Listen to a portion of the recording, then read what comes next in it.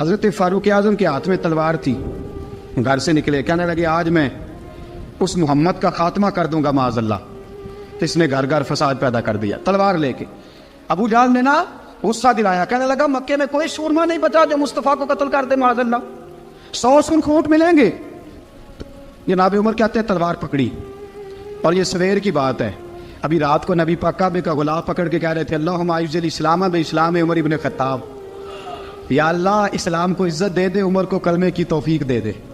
رات حضرت عمر کہتے ہیں دن چڑھا تو تلوار لے کے نا میں باہر نکلا، میں نے کہا آج میں چھوڑوں گا نہیں، ہر گھر میں فساد معاذ اللہ، ہر گھر میں لڑائی۔ فرماتے ہیں رستے میں حضرت ارقم بن زید مل گئے، کہنے لگے کدھر جا رہا ہے؟ میں نے کہا آج میں مصطفیٰ کو قتل کروں گا۔ کہنے لگے جا پہلے اپنے گھر کی خبر لے، تو جدھر جا رہا ہے نا ادھر بعد میں جانا، پہلے اپنے گھر کی پہلے خبر لے۔ کہنے لگا میرے گھر کو کیا ہوا؟ کہنے لگے تیری بہن فاطمہ بنت خطاب اور تیرا بہنوئی سعید بن زید دونوں کلمہ پڑھ چکے، جا پہلے اپنے گھر کی خبر لے۔ حضرت عمر فرماتے میں گیا، بڑا غصہ آیا کہ میرے گھر میں آگ لگ گئی، میں سردار مکے کا اتنا سخت گیر آدمی، میرے گھر میں اسلام آ گئے۔ فرماتے ہیں میں نے جا کے نا اپنی بہن کے گھر کی طرف رخ کیا، دروازے پہ پہنچا تو میں نے سنا اندر سے آواز آ رہی ہے، قرآن پڑھنے کی آواز آ رہی ہے، قرآن پڑھنے کی۔ فرماتے ہیں میں نے دروازے پہ دستک دی، اندر سے آواز آئی کون ہے دروازے پہ؟ میں نے کہا عمر ابن خطاب۔ فرماتے ہیں کہ میرے بہنوئی نے کہا کہ فاطمہ تیرا بھائی بڑا سخت ہے۔ فرماتے ہیں میری بہن نے جلدی سے قرآن کے صفحے لپیٹ کے اوپر رکھ دیے، میرے بھائی جو تھے وہ میرے بہنوئی ایک دروازے کے پیچھے چھپ گئے۔ فرماتے ہیں میری بہن سامنے کھڑی ہے، پیار بھی بڑا تھا، میں نے جاتے ہی کہا کیا کر رہی تھی؟ توجہ ہے آپ کی؟ غلامان محمد جان دینے سے نہیں ڈرتے، یہ سر کٹ جائے یا رہ جائے کچھ پرواہ نہیں کرتے۔ ہمیں لگے کیا کر رہی تھی؟ حضرت فاطمہ خاموش ہے۔ عمر کہتا ہے میں نے ڈانٹ کے بولتی کیوں نہیں، کیا کر رہی تھی؟ میں نے کہا قرآن پڑھ رہی تھی، قرآن پڑھ رہی تھی۔ کہا تجھے پتا نہیں، تجھے میرا پتا نہیں؟ فرمایا سارا ہی پتا ہے۔ کہا تو جانتی نہیں لات و منات کو برا کہتے ہیں؟ فرمایا وہ بعد کی باتیں تھی، وہ جاننے نہ جاننے کی باتیں۔ دوستو توجہ، حضرت عمر ابن خطاب فرماتے ہیں کہ بہن اس جلال، اس روب، اس اعتماد سے بولتی تھی کہ میں نے ایک تھپڑ مارا بہن کے منہ پہ، میری بہن ادھر جا کے گری۔ فرماتے ہیں کپڑے چاڑ کے کھڑی ہوئی، کہنے لگی عمر ایک تھپڑ نہیں تو 1000 مار، تو 1000 مار، لیکن یہ امید نہ رکھنا کہ میں قرآن چھوڑ جاؤں گی، یہ امید نہ رکھنا میں قرآن چھوڑ جاؤں گی۔ فرماتے ہیں کہ میرے ہاتھ میں تلوار تھی، میں نے دستے کی طرف سے نا، دستے کی سائڈ سے تلوار بہن کو ماری، زور زور سے، سر سے خون نکل آیا۔ فرمایا میں اپنے بہنوئی کی بڑی عزت کرتا تھا، میرا بہنوئی پردے سے نکلا بیوی کو بچانے، میں نے زور زور سے 2 تلوار کی پشتیں اس کے سر پہ بھی ماری، خون نکلا، پھر میری بہن آگے ہوئی، پھر مارا۔ ماتے جب خون نکلا نا بہن کا، تو میری بہن نے اپنا خون اپنے ہاتھ پہ لگا کے کہا عمر جس ماں باپ کا خون تیری رگوں میں ہے اس کا میری رگوں میں بھی ہے، اسی کا خون میری رگوں میں بھی ہے۔ فرمایا عمر جس باپ کی پشت سے تو ہے میں بھی اسی باپ کی پشت سے ہوں، جس ماں کی چھاتیوں سے دودھ تو نے پیا ہے میں نے بھی اسی ماں کی چھاتیوں سے دودھ۔ توجہ ہے آپ کی؟ میری بات سمجھ میں آ رہی ہے؟ سنیں بات، رسول اکرم صلی اللہ تعالی علیہ وسلم نے فرمایا حضرت عمر رضی اللہ تعالیٰ عنہ فرماتے ہیں نبی پاک پہ نازل قرآن سنا تو جب میری بہن نے اس جلال کے ساتھ بات کی نا کہ عمر میں بھی اسی باپ کی بیٹی ہوں، میں بھی اسی باپ کی بیٹی ہوں، میں بھی اسی قبیلے کی ہوں، خبردار تو ترشرو ہو کے گالی 1000 دے، یہ وہ نشہ نہیں جسے ترشی اتار دے۔ فرمایا تو چارہ کر، ٹیل لگا، لیکن تو مجھے اسلام سے ہٹا سکتا؟ حضرت عمر فرماتے ہیں بہن کا جلال دیکھا تو میں ٹھنڈا ہو گیا، بہن کا جلال دیکھا تو میں نے کہا اچھا مجھے دکھاؤ کیا پڑھ رہی تھی، مجھے دکھاؤ ذرا کیا پڑھ رہی تھی۔ فرماتے ہیں میری بہن کہنے لگی تو کافر ہے، انما المشرکون نجس، جا پہلے وضو کر کے آ، جا غسل کر کے آ، جا پہلے نئے کپڑے دھلے ہوئے پہن کے آ، پہلے تیار ہو کے آ۔ حضرت عمر فرماتے ہیں میں تیار ہو کے آیا، میری بہن نے جھولی میں صفحے رکھے، قرآن پڑھے بہن سنے بھائی، اللہ تقدیر بدل دیتا ہے، قرآن پڑھے بہن اور سنے بھائی،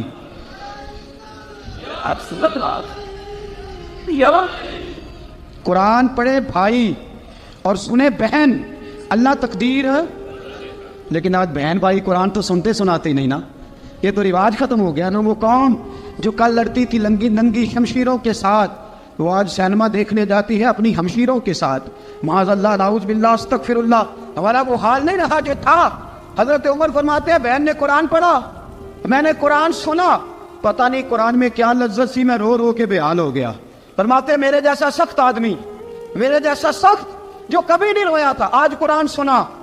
فَإِذَا سَمِعُوا مَا أُنزِلَ إِلَى الرَّسُولِ تَرَىٰ أَعْيُنَهُمْ، جب قرآن، اللہ کا قرآن پڑھا جاتا ہے جو رسول پہ آیا، تو لوگوں کی آنکھوں کو تم دیکھو گے، ان کی آنکھوں میں آنسو ہوتے ہیں. فرمایا میں رو رو کے بے حال ہو گیا. میری بہن کہنے لگی بھائی کیا پروگرام ہے؟ میں نے کہا مجھے بھی لے چلو، مجھے بھی لے چلو. کہا چلو. فرمانے لگے ذرا ٹھہر جاؤ، میرے نا ہاتھ باندھو رسیوں کے ساتھ، نا میرے ہاتھ پیچھے میرے ہاتھ باندھ لو، گلے میں میری تلوار لٹکا لو. میں مارنے آیا تھا، میں مجرم بن کے جانا چاہتا ہوں، مجرم بن کے. اور ہمارے شیخ فرمایا کرتے تھے استاد گرامی، حضرت عمر فرمانے لگے مجھے مارتے مارتے لے کے جاؤ. میں چونکہ مارنے آیا تھا نا مجھے. اور ایک پنجابی کا شاعر کہتا ہے حضرت عمر نے کہا گھروں آیا سا مار مکاونے نو، گھروں آیا سا مار مکاونے نو، ان مینو مار دے لے چلو. متے عمر دی عمر برباد ہوئے جتھے عمر سوار دے لے چلو. گھروں آیا سا مار مکاونے نو، ان مینو مار دے لے چلو. متے عمر دی عمر برباد ہوئے جتھے عمر سوار دے، متے عمر دی عمر برباد ہوئے جتھے عمر سوار دے. فرماتے جب پہنچے نا دار ارقم میں تو دروازے پہ حضرت امیر حمزہ کھڑے تھے. حضرت امیر حمزہ، ایک شخص کہنے لگا حضرت امیر حمزہ سے عمر آ رہا ہے. فرمایا آنے دو. کہا حضور وہ تلوار بھی گلے میں لٹک رہی ہے. فرمایا آنے دو، وہ اگر عمر ہے تو میں بھی امیر حمزہ ہوں، وہ اگر عمر ہے تو انا اشہد اللہ و رسولہ، میں اللہ رسول کا شعر، وہ آنے دو. کہا آپ کیا کریں گے؟ کہا ادب ملحوظ رکھے گا تو خاطر سے بٹھائیں گے، نمونہ اس کو ہم خلق محمد کا دکھائیں گے، اگر نیت نہیں اچھی تو میں اس کو قتل کر دوں گا، اسی کی تیغ سے سر کاٹ کے چھاتی پہ دھر دوں گا. میں آنے تو دو، آنے دو عمر کو. حضرت عمر آئے، دروازے میں داخل ہوئے. صحابہ فرماتے ہیں کہ حضور نے شور سنا. فرمایا کون ہے دروازے پہ؟ فرمایا عمر. فرماتے ہیں حضور اٹھے تیزی سے، چادر گر گئی، چادر. حضور تیزی سے اٹھے، کھول دو دروازہ. حضور عمر کے گلے میں تلوار ہے. فرمایا پھاٹک کھول دو. یا رسول اللہ عمر آپ کا دشمن. فرمایا کھولو دروازہ. کہا یا رسول اللہ خطاب کا بیٹا. فرمایا کھولو دروازہ. یا رسول اللہ ابو جہل کا رشت. فرمایا کھولو دروازہ.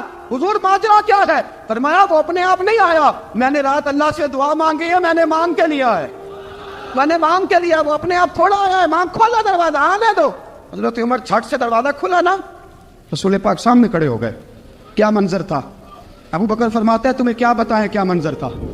حضرت ارقم فرماتے ہیں تمہیں کیا بتائیں کیا منظر تھا. میرے حبیب کی گردن تنی ہوئی ہے، آنکھوں میں آنسو بھرے ہیں پر نیچے نہیں گرتے. آنسو بھرے ہیں آنکھوں لیکن نیچے ٹپکتے نہیں. میرے رسول پاک آگے بڑھے، عمر کی گردن جھکی ہوئی ہے، عمر اوپر نہیں دیکھتے. حضور آگے بڑھے، جا کے حضرت عمر کا کندھا زور سے ہلایا. فرمایا کیا پروگرام ہے تیرا، کیا ارادہ ہے تیرا، بول. حضرت فاروق اعظم آنکھ یوں اٹھا کے کہنے لگے سونے بس اب کلمہ پڑھنے کا ارادہ ہے، سونے کلمہ پڑھنے کا. صحابہ فرماتے ہیں پتہ نہیں کیا ہوا، پتہ نہیں. حضور کا اتنا جوش ہم نے کبھی نہیں دیکھا، نبی پاک کو نعرہ لگاتے ہم نے پہلے کبھی نہیں دیکھا. جب عمر نے کہا نا سونے کلمہ پڑھنے آیا ہوں، فرماتے ہیں رسول پاک کے جو آنسو بندے ہوئے تھے نا وہ ٹپ سے نیچے گرے اور حضور نے فرمایا اللہ اکبر، اللہ اکبر. فرماتے ہیں حضور نے جب اللہ اکبر کہا تو سارے صحابہ بھی کہنے لگے اللہ اکبر، اللہ اکبر، اللہ اکبر. حضرت عمر فاروق کا عدل اور حضرت فاروق اعظم کا انصاف، اس کو دنیا جانتی بھی ہے، مانتی بھی ہے. حضرت فاروق اعظم رضی اللہ تعالیٰ عنہ قاضیوں کا تقرر کرتے وقت سب سے زیادہ احتیاط کرتے تھے کہ بندہ کس قسم کا ہے، اس کا مزاج کیا ہے، معاشرے میں اس کا وقار کیسا ہے، اس حساب سے اس کو تقرر کرتے تھے قاضی کے لیے. اور کیا حال تھا؟ حضرت زید بن ثابت رضی اللہ تعالیٰ عنہ کو آپ نے قاضی مقرر کیا، بعد میں معزول کر دیا. کیوں آپ نے معزول کیا ہے؟ تو حضرت عمر کہنے لگے اس کی وجہ ہے، ایک دن ایک شخص نے، حضرت ابی بن کعب نے مجھ پر مقدمہ کیا، حضرت عمر پر مقدمہ کر دیا. تو فرماتے ہیں کہ میرے سامنے میں دیکھ رہا تھا، جب میں عدالت میں پہنچا تو زید بن ثابت نے میرا کھڑے ہو کے استقبال کیا، اور جب مدعی آیا ہے تو وہ بیٹھے رہے ہیں. تو میں نے کہا کہ جب آپ دونوں میں ملتے وقت انصاف نہیں کر رہے تو فیصلے میں کیسے انصاف کریں گے؟ آپ اس قابل نہیں کہ آپ کو قاضی بنایا جائے، معزول کر دیا۔ اگر میں بحیثیت مجرم، بحیثیت ملزم آیا ہوں، اگر آپ نے میرا کھڑے ہو کے استقبال فرمایا تو پھر مدعی کا تو زیادہ حق بنتا تھا۔ اور ہم پر اعتراض ہے کافر کا، وہ کہتے ہیں تم عدل نہیں کر سکتے۔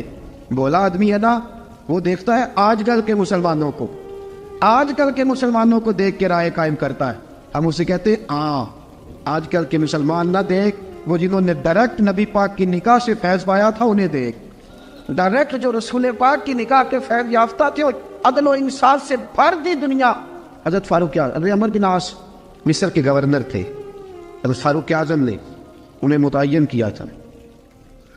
ان کے بیٹے کا مصر میں جھگڑا ہو گیا کسی عام آدمی کے ساتھ، گورنر کے بیٹے کا۔ گورنر کے بیٹے نے اس مصری کو، ایک عام آدمی کو درے مارے، تجھے پتہ نہیں میں گورنر کا بیٹا ہوں؟ مصری نے کیا کیا؟ گھوڑے پہ بیٹھا سیدھے مدینے آ گیا، سیدھا مدینے۔ حضرت فاروق اعظم کے در دولت پہ پشت سے کپڑا اٹھایا، پشت سے اس نے اپنے نشان دکھائے تو جناب عمر کی آنکھوں میں آنسو آ گئے۔ ایک عام آدمی ہے، جانتے کوئی نہیں، تمہیں رو پڑے، اتنا ظلم اور میری سلطنت میں، کوڑے برسے تیری پشت پہ، فوراً لے جا، جاؤ بلا کے لاؤ۔ حضرت عمر بن عاص اپنے بیٹے سمیت آئے، بڑی عدالت ہے۔ حضرت فاروق اعظم کے لفظ، فرمایا اس کو اس کی ماں نے آزاد پیدا کیا تھا، تو نے اسے کیوں غلام بنایا ہے؟ اس کی ماں نے آزاد جنا تھا، تو نے کب سے لوگوں کو غلام؟ کہا بیٹے یہ کیا کہتا تھا؟ یہ کہتا تھا میں گورنر کا بیٹا ہوں، تجھے تو جانتا نہیں۔ فرمایا اب یہ بڑی عدالت ہے، کوڑا پکڑ اور اس گورنر کے بیٹے کی پشت پہ برسا اور اسے کہہ تو گورنر کا بیٹا ہے، میں محمد کا غلام ہوں صلی اللہ تعالیٰ علیہ وسلم۔ اسے بتا، اسے اب بتلا کہ تو گورنر کا بیٹا ہے نا، میں نبی پاک کا غلام ہوں، اور جو مصطفیٰ کے غلام ہوتے ہیں وہ سارے برابر ہوا کرتے ہیں۔ حضرت فاروق اعظم کا عدل، جناب فاروق اعظم کا انصاف، جناب فاروق اعظم رضی اللہ تعالیٰ عنہ۔ روم کا ایلچی آیا نا حضرت عمر فاروق کے پاس، تو وہ کہتا ہے میں پیغام لے کے آیا اپنے بادشاہ کا، اور میں سفیر تھا، میں بڑے ملکوں میں گیا، بڑے بادشاہ دیکھے، بڑے امیر دیکھے۔ حضرت فاروق اعظم رضی اللہ تعالیٰ عنہ کے دربار مجھے بھیجا گیا، جب پہنچا تو میں نے مسلمانوں سے کہا تمہارے بادشاہ کا دربار کہاں ہے؟ انہوں نے کہا نہ ہمارا بادشاہ ہے نہ کوئی دربار ہے، نہ بادشاہ ہے نہ کوئی۔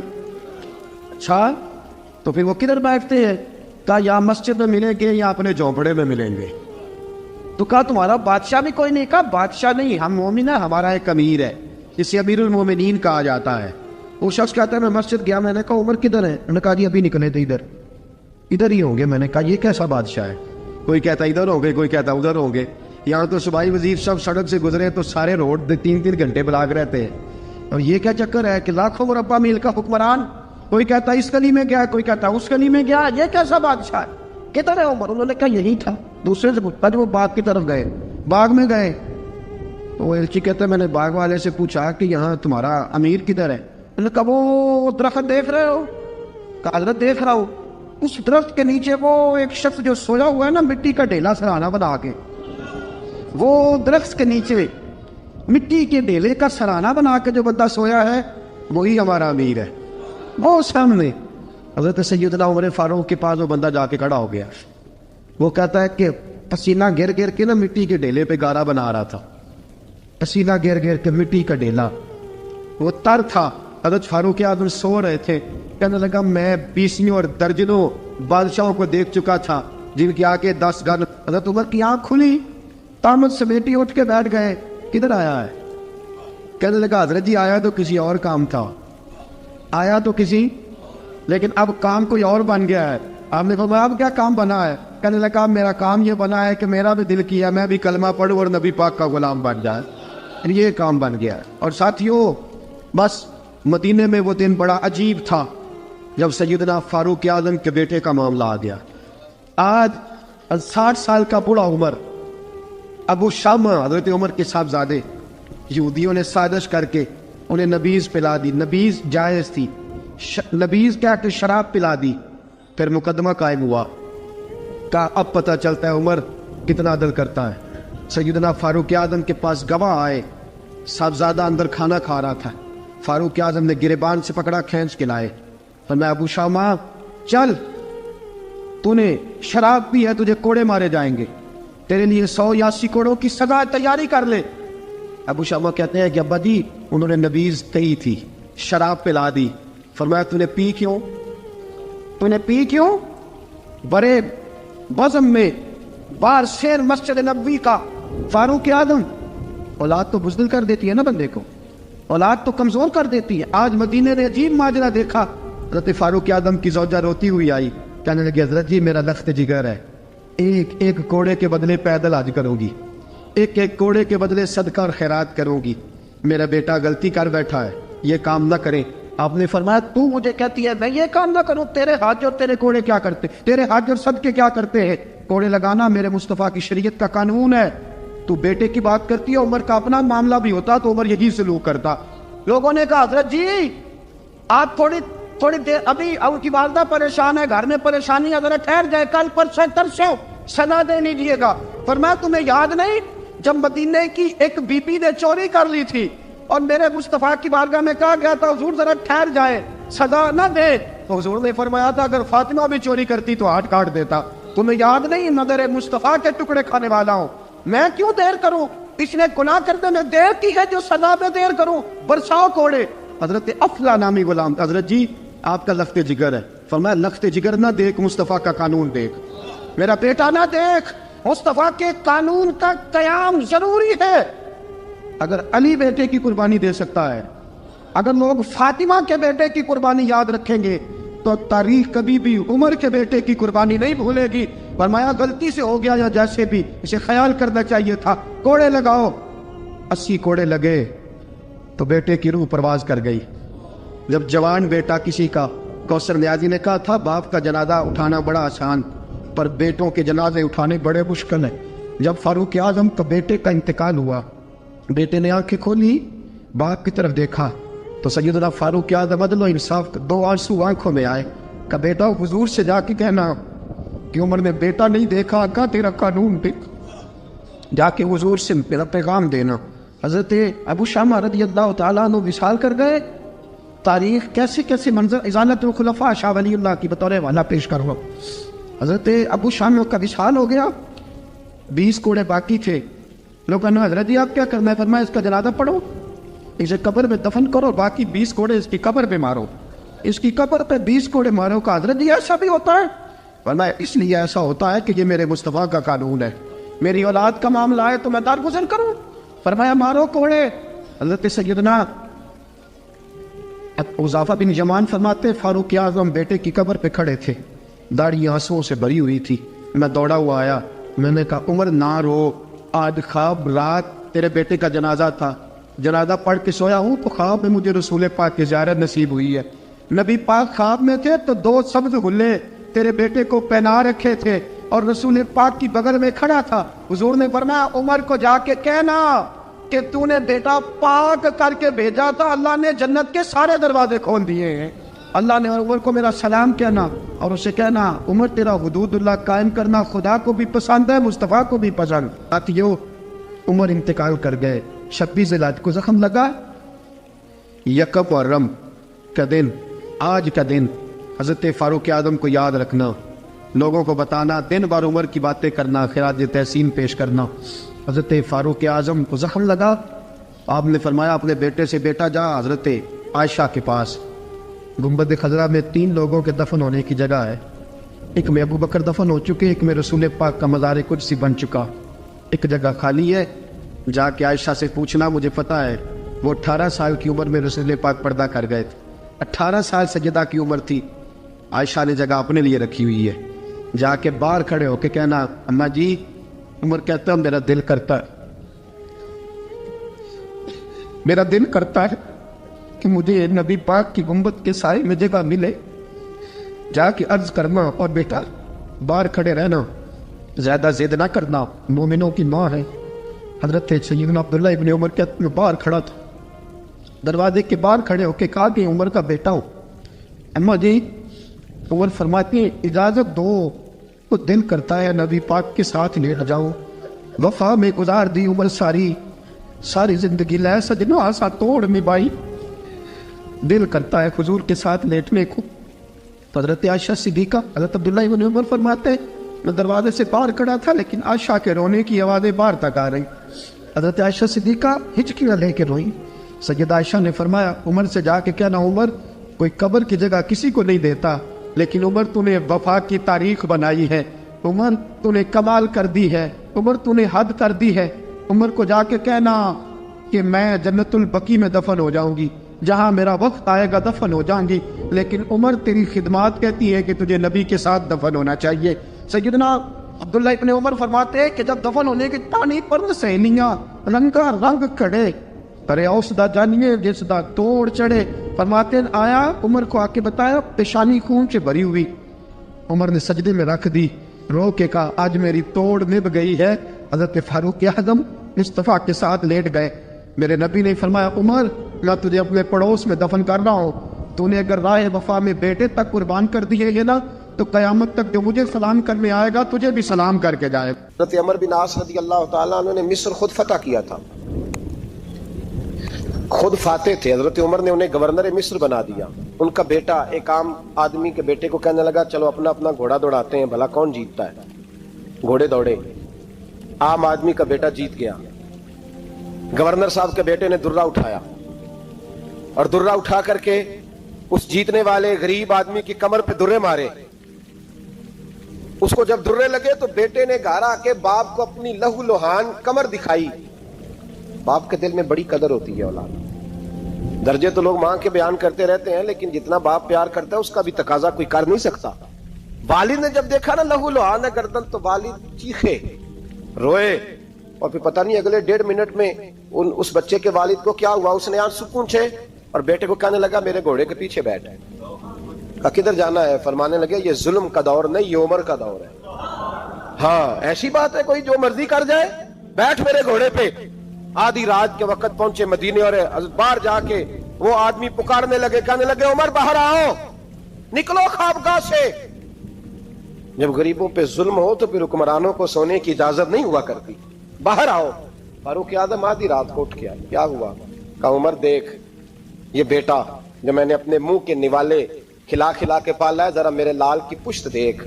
تیرے دور حکومت میں یہ حال ہوگا. حضرت فاروق اعظم نے کہا جاؤ بلا کے لاؤ فاتح مصر کو. حضرت عمر بن عاص بیٹے سمیت آئے. جناب فاروق اعظم فرمانے لگے مجمع میں کھڑا کر کے، فرمایا کیوں مارا تو نے اس کو؟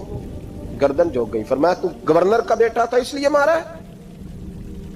اس غریب آدمی کے بچے کو کہا درے پکڑ اور گورنر کے بیٹے کو اس کے سامنے مار، اور اتنے مار کے اسے سمجھ آئے.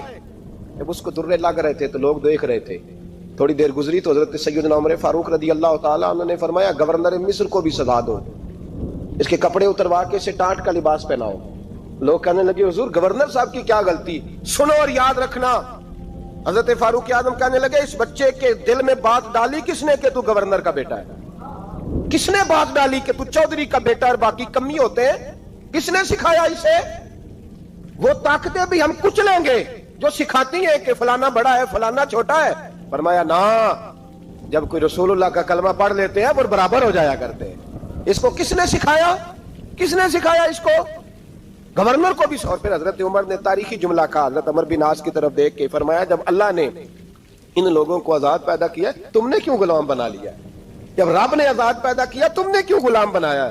عزیزو یاد رکھو جب انصاف کا بول بالا ہوتا ہے پھر کوئی آدمی ڈرتا ہے. یہاں انصاف نہیں ملتا. اور میں آپ خود ایک بات یاد آ گئی. حضرت عمر کا زمانہ تھا، غسان کے بادشاہ نے کلمہ پڑھ لیا. جو لوگ غریب کہلاتے ہیں نا وہ ذرا میری بات پہ زیادہ توجہ کریں. غریبوں کو سنانے لگا ہوں، غریب ذرا توجہ کریں. غسان کے بادشاہ نے اسلام قبول کر لیا اور اسلام قبول کرتے ہی وہ آئے حج کرنے. حج کے بعد فارغ ہوئے تو ایک نفلی طواف کر رہا تھا غسان کا بادشاہ شاہ غسان. حج تو خانہ کعبہ میں بھی وی آئی پی پروٹوکول ملتا ہے، آج تو مسجد نبی میں بھی وی آئی پی پروٹوکول ہوتا ہے، یہاں آ کے بھی یہاں بھی. اور دیکھتے صحیح تو کھڑا کہاں ہے؟ یہاں بھی پولیس والوں نے بازو پکڑے. سوچو تو صحیح یہ حال کر دیا تم نے مذہب کا. طواف کعبہ ہو رہا ہے اور غسان کے بادشاہ نے جبہ پہنا ہوا ہے باریک اور لمبا. وہ طواف کعبہ کر رہا تھا تو ایک غریب آدمی کا پیر اس کے جبے پہ آ گیا. جب پیر آیا تو اس نے پلٹ کے غریب کے منہ پہ تھپڑ مارا. جب تھپڑ مارا تو اس غریب نے سیدنا فاروق اعظم کی عدالت میں مقدمہ کر دیا، کہا بادشاہ نے تھپڑ مارا ہے۔ حضرت عمر فاروق رضی اللہ تعالیٰ عنہ نے بادشاہ کو بلایا، فرمایا تو نے اس غریب کو مارا ہے؟ کہا جناب اس نے پیر رکھا تھا۔ تو فرمایا پیر رکھا تھا تو کیا ہو گیا، تو نے کیوں لمبا جبہ پہنا تھا، تجھے سمٹ کے چلنا چاہیے تھا۔ کہا میرے لیے حکم کیا ہے؟ حضرت عمر کہنے لگے یہاں اسے رات میں راضی کر لے، ورنہ صبح اسی جگہ اسی کونے میں خانہ کعبہ کے سائے میں وہ غریب تیرے منہ پہ تھپڑ مارے گا اور تجھے تھپڑ کھانا پڑے گا۔ غریبوں سنو سنو، ساری رات وہ غسان کا بادشاہ غریب کی منت کرتا رہا، تو راضی ہو جا۔ غریبوں تم سے شکوہ ہے، تم 2-4 لاکھ پہ راضی ہو جاتے ہو۔ غریبوں تم سے شکوہ ہے، تم انصاف ہونے نہیں دیتے۔ غریبوں تم تھوڑی تھوڑی بات پہ مطمئن ہو جاتے ہو، تھوڑی تھوڑی بات۔ جتنے غریب تن ہیں لباسوں سے دور دور، اتنی ہی چادریں میں مزاروں سے چھین لوں، اور جتنے غریب گھر ہیں اجالوں سے دور دور، اتنی ہی روشنی میں ستاروں سے چھین لوں۔ اتنی تو ہمتیں ہو میری کم سے کم بلند کہ شاہوں کے تاج فخر اشاروں سے چھین لوں۔ تمہاری زیادتی ہے، تم نے ظلم پروان چڑھایا ہے۔ جب تم چودھری کے کہنے پر ایم این اے کے کہنے پہ راضی ہو جاتے ہو، تم انصاف ہونے نہیں دیتے۔ ڈٹنا سیکھو، کھڑے ہونا سیکھو۔ جب اسے کہا نا راضی ہو جا، تو وہ غریب کہنے لگا میں راضی ہو جاؤں اور کل تو کسی اور کو بھی تھپڑ مارے؟ فرمایا جتنی تیرے پاس دولت ہے لا کے قدموں میں رکھ۔ ہم دولتوں کی پرواہ اس لیے نہیں کرتے کہ ہم نے محمد عربی کا چہرہ دیکھا ہوا ہے، اب میری نگاہوں میں جچتا نہیں کوئی، اس لیے کہ جیسے میرے محبوب ہے ویسا نہیں۔ تم اثر لینا چھوڑ دو، تم اثر بڑا لیتے ہو۔ ہاں تمہارے اوپر چیزیں اثر انداز ہوتی ہیں، اس لیے انصاف نہیں ہوتا۔ ڈٹنا سیکھو، کھڑے ہونا سیکھو۔ جو بھائی ڈٹ جاتا ہے نا وہ بڑے کمال کر جایا کرتا ہے۔ ساری رات مناتا رہا۔ حضرت عمر سے کہنے لگا وہ نہیں مانتا، تو جناب عمر کہنے لگا پھر تیاری کر لیں، ہم بادشاہ نہیں دیکھیں گے، دولت نہیں دیکھیں گے، ہم رسول اللہ کا دین دیکھیں گے، ہم نبی پاک کا نظام دیکھیں گے۔ وہ بادشاہ رات کو دوڑ گیا، بھاگ گیا، جا کے عیسائی ہو گیا۔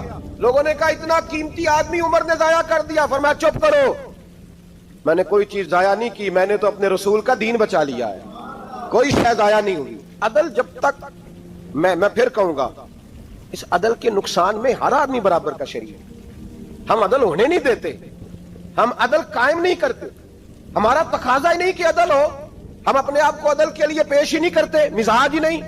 حضرت علی المرتضیٰ ایک جری انسان تھے، اور وہ علی تھے جن پر انسانیت رشک کرتی، اور مولا علی وہ ہستی تھے کہ میرے مصطفیٰ کریم صلی اللہ تعالی علیہ وسلم نے فرمایا اس کے دیدار کو تو فرشتے بھی آیا کرتے نا، بڑا آدمی۔ اور پھر امیر المومنین خلیفۃ المسلمین حضرت علی، خود مولا علی نے حضرت قاضی شریح کو قاضی بنایا، چیف جسٹس بنایا، اپنے ہاتھوں سے تعیناتی کی۔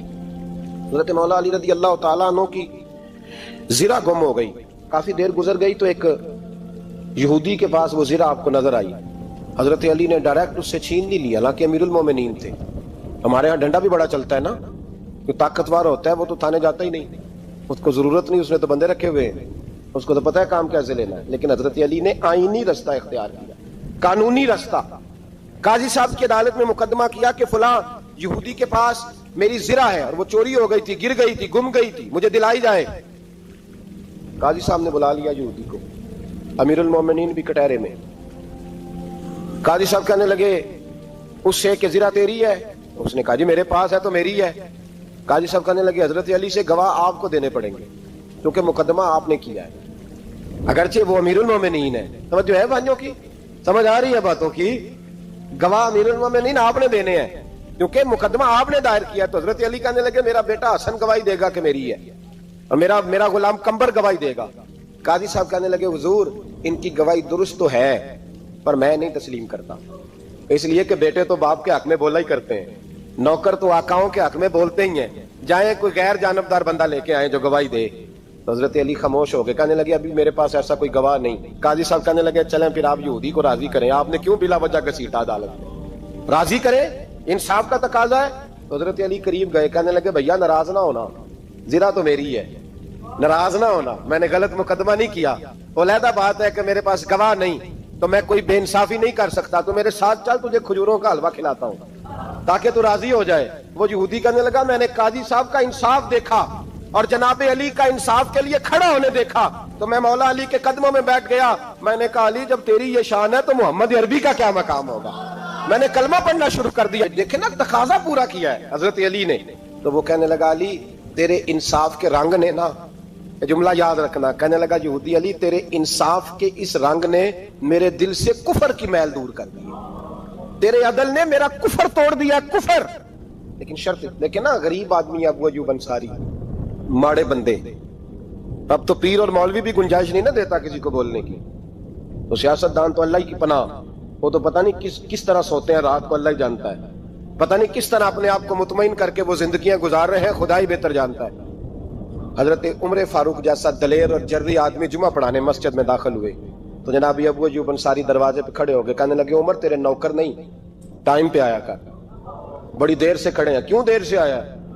بڑے جلالی تھے نا حضرت عمر, لیکن وہ جلالی اس وقت تھے جب کوئی ظلم کرتا تھا, اور ذات کے لیے جلالی نہیں تھے. کب وقت پہ آیا کر, کو ملازم نہیں تیرے.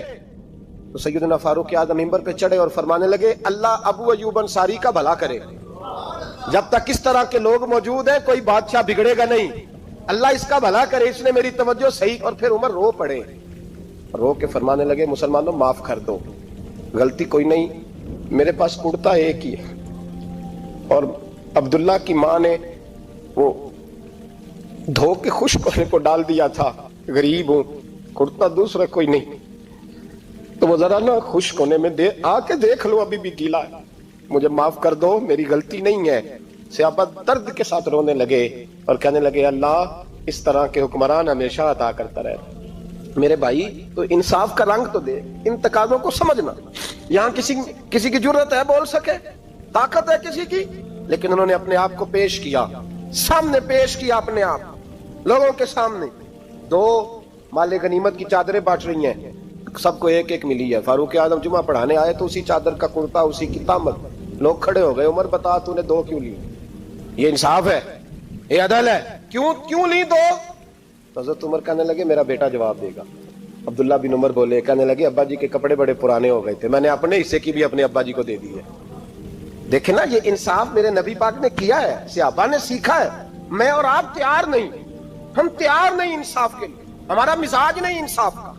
ہمیں خود بہت سارا آگے پیش ہو کے رنگ دکھانا پڑے گا, اس کے لیے ہماری تیاری نہیں. اس لیے ہم حکمرانوں کو گالی دے کے چپ کر جاتے ہیں, اس لیے ہم وکیلوں کے کہتے ہیں بکتے بڑا ہیں, جج بکتے, یہ باتیں کر کے ہم خاموش ہیں. ہم پیش نہیں کر پا رہے, ابھی تک ہم اپنے آپ کو کھڑا نہیں کر پا رہے کہ ہم سے مطالبہ کرو انصاف کا, کھڑا نہیں.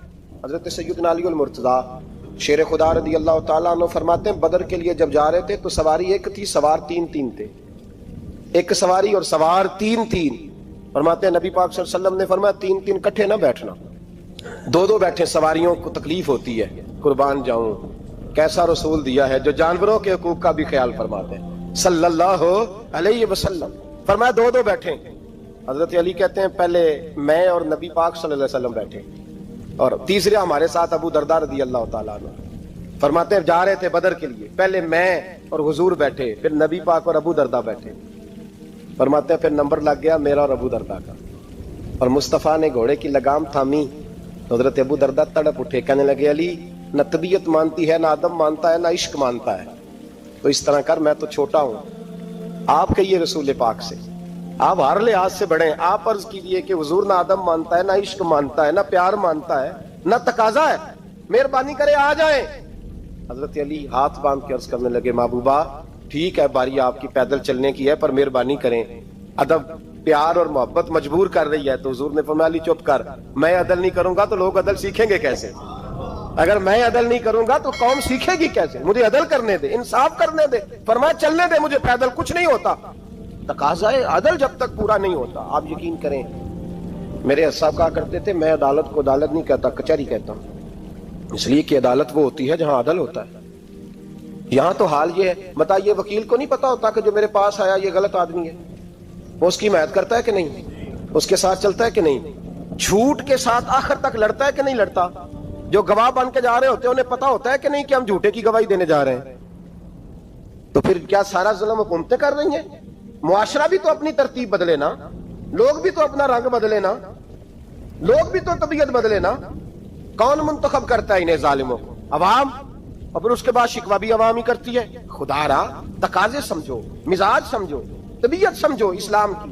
मेरे नबी पाक सल्लल्लाहु अलैहि वसल्लम ने अदल का बोलबाला किया हर मकाम पर, हर नुक्ते पर। रसूल पाक सल्लल्लाहु अलैहि वसल्लम ने अदल अदल और अदल की आवाज बुलंद फरमाई। कोई मकाम ऐसा नहीं। आप पढ़िए किताबें, अगर एक कलमा पढ़ने वाले और यहूदी का फैसला आया है और नबी पाक सल्लल्लाहु अलैहि वसल्लम ने यहूदी को हक पे समझा है, तो नबी पाक ने यहूदी के हक में फैसला दिया। वो मुनाफिक बिगड़ गया है, हजरत उमर के पास गया है, लेकिन हुजूर ने फरमाया जहां जाता है जा, फैसला वही किया जाएगा जो अदल पे मबनी होगा। मेरे रसूल पाक अलैहिस्सलातु सलाम के सहाबा के करीब दुनियादारी आ सकी नहीं आई। हजरत अबू बकर सिद्दीक ने पानी मांगा तो लोगों ने दूध दिया, फरमाया पीछे करो। अबू बकर ने नेमतें छोड़ दी है। अब अबू बकर वो वाला काम करता है जो रसूल पाक ने किया है। फरमाया ना दूध शायद पेश ना करो, जो मांगता हूं बस वो दो। हजरत अबू बकर सिद्दीक ने बड़े मालदार थे। हजरत उमर फारूक रदी अल्लाह तआला अन्हु के पास सहाबाए किराम जमा होके आए, कौन सा ऐसा शख्स है जिसकी तनख्वाह में इजाफा हो जाए? तो लोग कहते हैं नहीं नहीं मुझे नहीं चाहिए। पर हमने वो लोग देखे हैं, हाजी सादक साहब को मस्जिद वालों ने कहा 1000 रुपया तनख्वाह बढ़ानी है, तो हाजी साहब कहने लगे मेरा बड़ा सोना गुजारा होता है, मैंने ये नहीं बड़े ने। हजरत सैयदना उमर फारूक रदी अल्लाह से आपा इकट्ठे होके गए, कहने लगे उमर हुजूर के जमाने में बज़ाहिर गुर्बत रही, जनाब सिद्दीक अकबर के जमाने में गुर्बत, अब तो बड़ी रेल पेल है, बहरीन से लाखों का माल आता है, आपको बड़े बड़े सफीर मिलने आते हैं, पर आप वही पुराना कुर्ता और वही तामत जो कई जगह से सी आपने कई जगह से फटी। और हजरत उमर एक दिन ईद की नमाज पढ़ाने गए थे तो नंगे पैर ही चले गए। लोगों ने कहा जूता, फरमाया टूट गया था यार, पहनने के काबिल नहीं था। फरमाया नंगे पैर आ गए हो, लोग क्या कहेंगे? फरमाया छोड़ो, उमर के पांव नंगे हैं लेकिन उमर के किरदार में तो कोई शक नहीं ना, पैर ही नंगे हैं ना, क्या हुआ? छोड़ो इस बात को, कोई प्यार नहीं दुनियादारी से, दौलत से, कोई चक्कर ही नहीं। हजरत सैयदना उमर फारूक रदी अल्लाह तआला अन्हु को सहाबा ने इकट्ठे होके कहा, यह है उम्मत के बेदार होने के तरीके जो अर्ज कर रहा हूं। कहा जनाब